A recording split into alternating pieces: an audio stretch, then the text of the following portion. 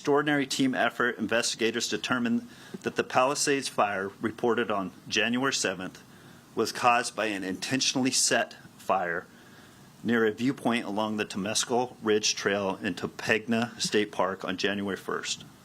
The fire was a holdover fire, meaning it was deeply seated in dense vegetation and roots and continued to burn undetected until catastrophic weather ensued, resulting in the Palisades Fire.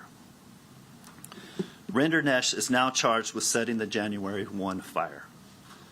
We know this arrest cannot erase the pain or grief or losses endured, but we hope it is a step forward. It is proof that justice will not be forgotten, that our accountability will be pursued by ATF and our partners, no matter how complex the investigation and no matter how long it takes. To the families who lost so much, we hear you, we honor you, and we will continue to fight for you.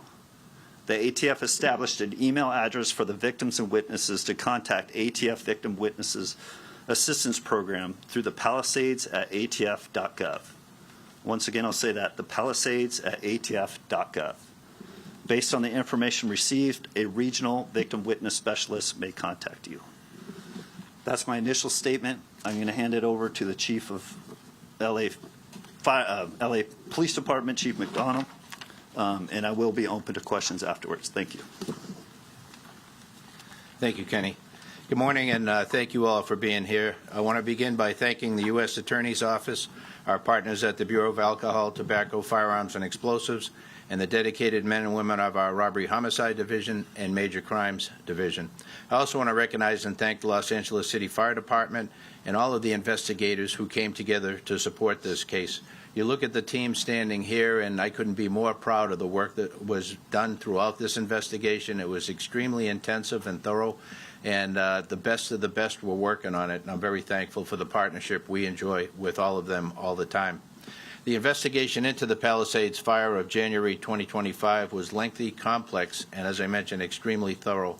Our detectives responded immediately to the initial incident and worked side by side with our partners at the Los Angeles Fire Department, and once the ATF's National Response Team took on the case, they led the investigation, and our detectives remained fully engaged as partners every step of the way with them. I'm proud of the professionalism and dedication shown by our detectives and the team who work collaboratively with our federal, state, and local partners. That teamwork ultimately led to the arrest of the suspect responsible for this devastating crime. The Palisades Fire was a tragedy that caused enormous harm to the city of Los Angeles, but in the midst of that devastation, we saw something else. Communities coming together with law enforcement, supporting one another, and working through a very, very difficult time. This case is a reminder of the value of strong partnerships across every level of government. When we stand together, local, state, and federal, we are stronger, more effective, and better able to deliver justice for our communities.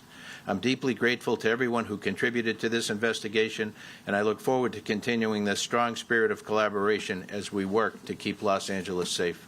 Thank you. I'll now turn it back over to U.S. Attorney Bill Asaley. Thank you, Chief. Thank you. We will be unsealing the complaint if it hasn't been already. It has much more details than what we've gone over today in there, and that'll be available to you. At this time, we will take a few questions. Okay, we'll start there. How did Renderneck start the fire, and in the investigation, as investigators spoke to him, what did he specifically say was the reason behind it? I'm not going to get into his specific statements. I can tell you ATF has determined that the fire was ignited with an open flame.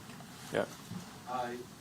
Did this gentleman ever live in the Palisades, have any direct connection to the Palisades? Was he familiar with these trails, this area? Yeah, he was familiar with this particular neighborhood, and he had a friend who was who lived in this neighborhood. So he knew this neighborhood. He never specifically lived there? He was a resident of Southern California. Do we know what city he lived in?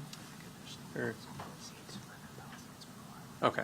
Yeah, he actually did live in Palisades, and he was familiar with the neighborhood in which this started. We know that fireworks. The word arson?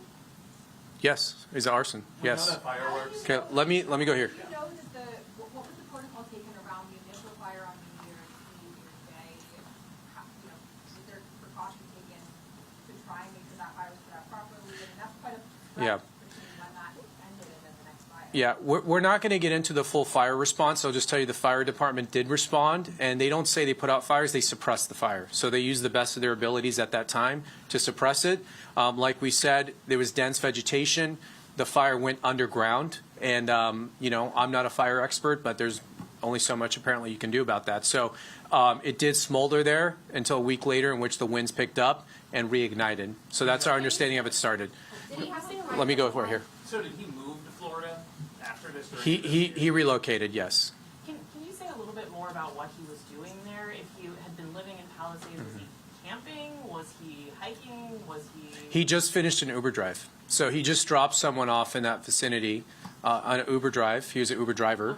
He dropped someone off. He was in this neighborhood, and he was, this is New Year's Eve, so it was around midnight, and he went up to this hilltop. And at some point up there, around 12 a.m., he ignited a fire. Was it like a Residents that we spoke with reported and had video of fireworks during that same period of time. Initially, the belief was it was a group of kids that were there. Are you saying that the suspect here potentially set off those fireworks? You saying open flame? We have no evidence that any fireworks were set off in this area at the time the fire ignited. Does he have prior criminal history, and has he been cooperative in this process? Does he have his criminal Does he show history? remorse at all? Does he have criminal history? Yeah, he does not have criminal history. We're not going to get into his specific statements. We are going to tell you, though, that he did speak to us and he made false statements. So that we will confirm. What about motive? You do have some things Yeah. on this phone that you shared. Any indication of what he was? We're not going to get into motive right now because we're going to have to prove this case in court in front of a jury, and we don't want to get into that right now. We are laying out the information we have in the complaint. The evidence is based on, you could see some of the key evidence, including the fact that he was the only person in this location at the time this fire ignited. We have no other indication that any other person was there.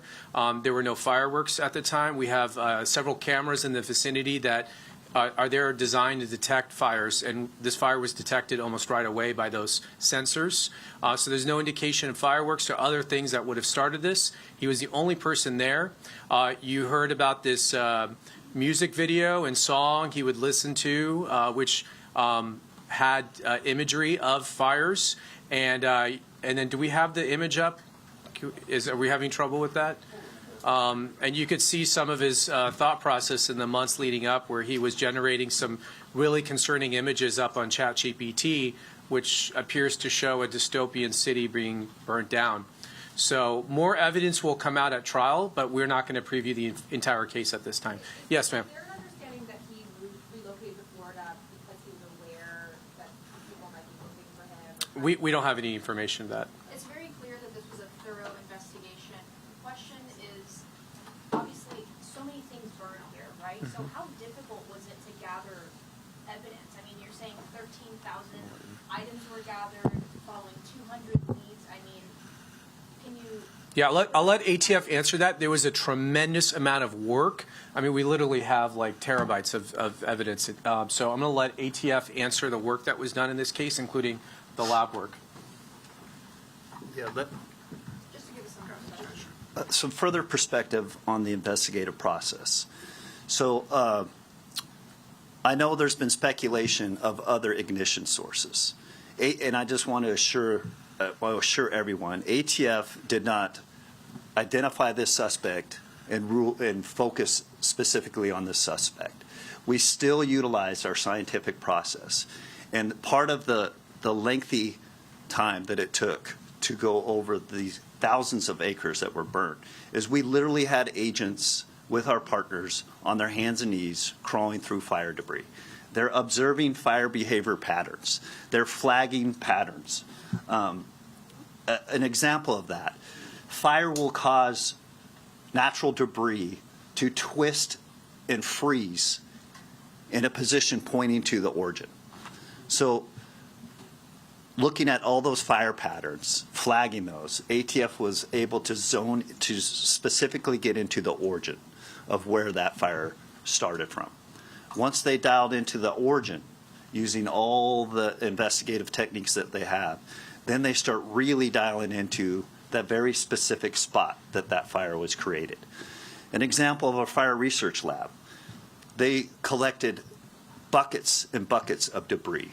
flammable materials, natural and otherwise, found within that area. Sent it off to a fire research lab. They analyzed data from weather, including humidity, the exact temperature, the exact composition of those natural fuels found at that particular time, January 1st, at that particular time, recreated those environmental factors in our labs using their scientific process, then tested different ignition sources. And that's where 500 tests were conducted at that lab. That review process is then looked at by a panel of our experts in a peer review process to see if the science matches up with the theory and the actual evidence that was collected. I know it was also broadcast. We broadcasted it as a public safety announcement back in spring. We went up and recreated a fire very safely with our partners with LA Fire, using butane and scientific process to create the fire behavior to see. And I'll tell you, to the extent of the scientific expertise that we went through, we recreated it in the exact lunar time that the fire started, meaning the exact size the moon was, and as close to the starlit environment that fire started. So we could recreate scientifically a fire and see how fixed surveillance points saw that fire as it developed from other evidence that we collected, both from witnesses' phones, fixed surveillance points, and other data. We were able to see how that fire behaved, how it grew, the size of that behavior and that fire, and the size that it would be for witnesses to see it reported. We went through exhaustive efforts to look at potential ignition sources, whether they were fireworks, whether they were down power lines, or any other source of ignition. They went down those investigative paths with exhaustive length to either rule them in or rule them out. With clarity, we know this is an incendiary fire and that the subject that we arrested started it. Would you say that this subject was obsessed with fire and wanted to do those images? Once again, that speaks to motive. That's not an element that we need to meet. That will be addressed in the trial. And we do have evidence of that for trial. What was the rap song? I'm not going to go into those specifics. I'll just highlight, we're not making a probable cause arrest. This team up here feels that we have met beyond a reasonable doubt. We are confident that the burden of proof by the government on this presumed innocent person will be met in trial. Based on the AI images that you did show, was it his intent to cause as much destruction to the town? You show the AI images for a reason, so it definitely leads to that impression. And I would just like that on the record. I wish we could get into somebody's head, but we can't. People do evil things for whatever reason.